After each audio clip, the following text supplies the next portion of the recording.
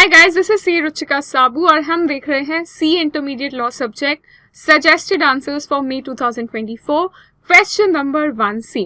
ये जो particular question है ना, ये एक ऐसे पार्ट से आया है corporate laws and other laws वाला सब्जेक्ट जिससे सबको पता नहीं क्यों ही डर लगता है। एंड उस चैप्टर का नाम है guys FEMA, foreign exchange management act. And उसमें भी सबसे मजेदार बात है that this part comes from the topic residential status. Residential status का ये पर्टिकुलर क्वेश्चन है। एंड रेसिडेंशियल स्टेटस बोलते ही आपके दिमाग में वो सारी चीज़ें याद आ जानी चाहिए। Number of day stage 182 days से ज़्यादा, इंडिया के बाहर जाना, इंडिया के अंदर आना, for those 3 particular purposes and all those little integrate concepts related to residential status. I am so glad कि उन्होंने ये क्वेश्चन पूछा है एग्जाम में, बिकॉज ऑनेस्टली अगर आपने मेरे लेक्चर्स देखे हैं फॉर फेमा एंड उसमें भी अगर मैं आपको बोलूँ रेसिडेंशियल स्टेटस, मैंने almost similar concept, similar example has already been covered there. And हो ही नहीं सकता कि अगर आप वो लेक्चर्स देखे गए तो आपको इस क्वेश्चन में हल्का सा भी डाउट रहे, बिकॉज यही वो क्वेश्चन है जहाँ पे आपको ये भी पता चलता है कि ड्यूअल रेसिडेंशियल स्टेटस भी हो सकता है under FEMA, which is not the case in like income tax act या companies act. FEMA is the act जहाँ पे आप एक ही साल में 2 अलग अलग रेसिडेंशियल स्टेटस भी रख सकते हैं। So without any further delays let's start solving this question number 1C। Very very interesting question. Mr. L was employed as a fashion designer in Elegant Textile Limited. It's a public company. Gurugram में ये based है during the financial year 23-24। So financial year 23-24 में ये इस particular company में based था and the company was based in Gurugram. Now what happens is he had efficiently provided his services for 183 days during the said period. So 2023 and 24 की अगर हम बात करें तो he was there for 183 days. 183 days के लिए था in Gurugram. That means he is in India for almost 183 days. On 1st April 2024 को Mr. H, the human resource manager of Jeff Fashion Paris, offered him a better employment opportunity in such company. अब यहाँ तक ही हमें question समझ में आ जाता है कि ये जो बंदा है ये शायद इंडिया छोड़ के जाने वाला है and he is moving to Paris, he is moving outside India and he is going outside India for a employment opportunity. On 2nd April, the second day itself, Mr. L left for taking up employment as a production controller in Paris in this company, and on 30th April he flew back to India for a 10-day family function in Manali. तो वो 30th April को India वापस भी आता है 10-day family function के लिए मनाली में। हमें पूछा है in light of the provisions of the FEMA, clear हो ही चुका है अब, we have to find out the residential status of mister L on his return for attending the family function. जब वो फैमिली फंक्शन अटेंड कर लिए India में आता है, इस सिनेरियो में क्या होगा। एंड सेकंड सिनेरियो हमें पूछा है in case instead of vacation he joins an employment in an Indian company after arriving on 30th of April. So we have 2 scenarios and दोनों सिनेरियोज में हमें रेसिडेंशियल स्टेटस बताना है। किसका रेसिडेंशियल स्टेटस बताना है? हमें रेसिडेंशियल स्टेटस बताना है मिस्टर एल का। सो अब ये जो पर्टिकुलर क्वेश्चन है फेमा से है, हमें क्लियर हो ही चुका है।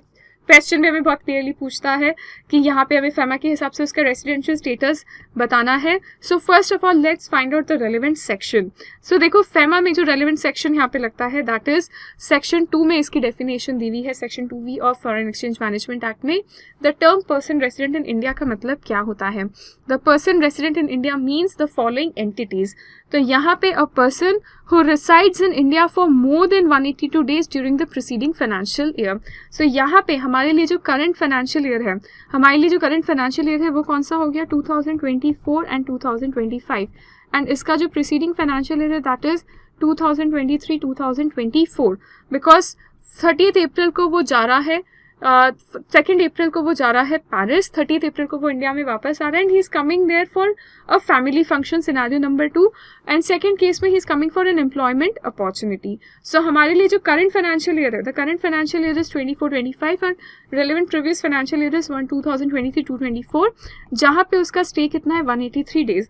तो हमारी ये जो फर्स्ट कंडीशन है ये तो सेटिस्फाई हो ही जाती है that he resides in India for more than 182 days during the preceding financial year. Now the magic comes. The following persons are not person resident in India even though they may have resided in India for more than 182 days in the preceding year. So अब हमारे पास कुछ exceptions आते हैं इस rule के कि हम previous year में आपका स्टे को कंसिडर ही नहीं करेंगे इन दीज पर्टिकुलर केसेस। तो वहाँ पे हमारे को एक केस निकल के आता है that if a person who has gone out of India और stays outside India for any of the 3 purposes given below. तो यहाँ पे अगर आपने मेरे लेक्चर्स देखे हैं तो आपको याद होगा कि मैंने वहाँ पे बहुत ब्यूटीफुल चार्ट से आपको समझाया है कोई पर्सन कब रेसिडेंट इन इंडिया माना जाएगा इन केस ऑफ इंडिविजुअल्स, तो वो अगर इंडिया में रहता है during the preceding financial year for more than 182 days. पर यहाँ पे हमें दो सिचुएशंस हैं, दो एक्सेप्शंस हैं, दो सिनेरियोज हैं। सिनेरियो नंबर वन होता है जब ही गोज आउटसाइड इंडिया, जब वो इंडिया के बाहर जा रहा है। एंड अगर वो इंडिया के बाहर जा रहा है for any of these 3 purposes, उस केस में क्या होता है, उस केस में ये होता है कि भले ही आपका प्रीसीडिंग फाइनेंशियल ईयर में जो number of days of stay 182 days से ज़्यादा था, still you will not be considered as person resident in India in this current financial year because you are going outside India and you are going outside India for any of these 3 purposes. What are those 3 purposes? पहला purpose या तो आप employment के लिए जा रहे हो, दूसरा purpose for carrying on business or a vacation ये वोकेशन नहीं है, दिस इज वोकेशन, या फिर for any other purpose in such circumstances as will indicate stay for an uncertain period. Lectures में मैंने इसका आपको एग्जाम्पल भी दिया था। से फॉर एग्जाम्पल अगर आपकी मैरिज हो जाती है एंड जो हस्बैंड के साथ वाइफ भी अब मूव कर लेती है, say for example USA, so the wife is accompanying the husband. Now the wife is not going there for employment, she is not going there for any business or a vocation, ये vacation नहीं है, this is vocation लिखा हुआ है यहाँ पे। या फिर थर्ड पर तो या तो he is not going for employment, she is not going for business, she is not going for vocation, but she is going for a purpose or a circumstance in which that indicates an uncertain period because now she'll be managing her house and everything over there with her husband. So वो third case में fall करती है। And उस केस में अगर आपका previous financial year में, प्रीसीडिंग फाइनेंशियल ईयर में भले ही number of days of stays for more than 182 days, still for the current financial year from the day आप चले जाते हो, you will be considered as person resident outside India. आपको क्या माना जाएगा? पर्सन रेसिडेंट आउटसाइड इंडिया माना जाएगा। You will not be considered as a person resident in India. So if you go out for any of these 3 purposes तो हमें preceding financial year की days देखना ही नहीं है।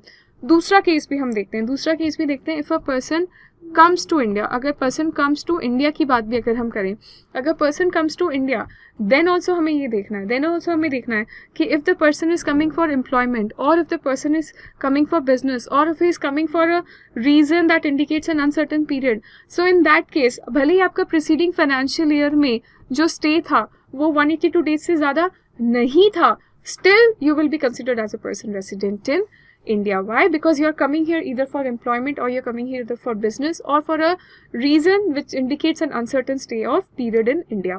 So these are the two particular scenarios जो हमने यहाँ पे देखा, इंडिया के बाहर से इंडिया में आ रहे हो या फिर आप इंडिया के बाहर जा रहे हो, एंड उसमें क्या scenarios, and these 3 purposes that are very very important. So यहाँ पे on his return for a family function on 30th April he would still be considered as person resident outside India as he has gone outside India for the purpose of employment. तो फिर भले वो 30th April को India में आता है for 10 days, फिर भी उसे क्या मान लिया जाएगा? उसे माना जाएगा person resident outside India, PROI माना जाएगा। सेकेंड सिनेरियो की बात करते हैं। सेकेंड सिनेरियो में there will be a dual residential status. जिस दिन ही गया for the purpose of employment, उस दिन तो ये तय नहीं था ना कि 30th April को वो वापस आके इंडिया में एम्प्लॉयमेंट लेने वाला है। So the day he goes outside India for the purpose of employment, उस दिन से he will be considered as a person resident outside India because at that time his return is not certain and neither purpose of return is certain. Now once he returns back, जिस दिन वो वापस आ जाता है and instead of vacation अब वो यहाँ पे एक एम्प्लॉयमेंट जॉइन कर रहा है, तो इसका मतलब है कि अब वो इंडिया में रहने वाला है, तो उस period onwards he would be considered as person resident in India. So यहाँ पे ड्यूअल रेसिडेंशियल सिर्फ आती है 30th April 2024 के पहले और इसके बाद। यहाँ पे the person will be considered as person resident outside India and इस पर्पज के लिए he will be considered as person resident in India because now he is staying in India for the purpose of the employment. So that is the case, but trust me guys, ये similar example ही मैंने आपको lectures में भी देखा है। सो अगर आपको फैमा में से रिलेटेड कभी भी कुछ डाउट होता है, फैमा से रिलेटेड कुछ भी कभी कन्फ्यूजन रहता है, प्लीज़ मेरे लेक्चर ज़रूर देखिएगा। बहुत शानदार तरीके से मैंने आपको पूरा का पूरा रेसिडेंशियल स्टेटस के बहुत सारे सिनेरियो समझाए हैं। With this, we have solved this one another question of CA Intermediate May 2024 Law subject, question number 1C. All the questions have been solved by our team and we have placed the answers of that on our website, on our blog page, जिसकी link मैंने provide कर दी है आपको description में। तो वो link पे जाके आप सारे सजेस्टेड आंसर्स देख सकते हो for May 2024 CA inter for the corporate laws and other laws subject. And guys please like this video and please do share a nice feedback and comment अगर आपको ये वीडियो अच्छा लगा है, एंड अपने सारे फ्रेंड्स सबके साथ शेयर कीजिएगा जो भी प्रिपरेशन कर रहे हैं for CA intermediate exam. Thank you guys.